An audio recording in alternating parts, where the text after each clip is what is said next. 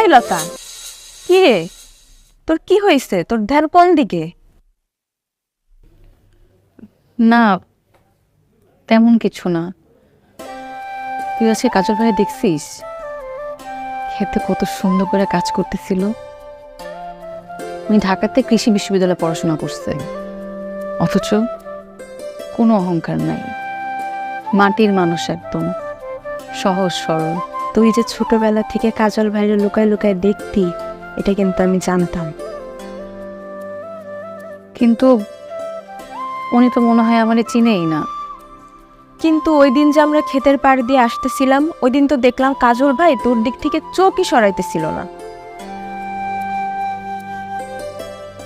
কই, আমি তো এমন কিছু দেখি নাই। তা আমি তো দেখছি, কাজল ভাই তোরে দেখে যেমনে ট্রাক্টর ঘুরাইতেছিল, বাপ রে বাপ,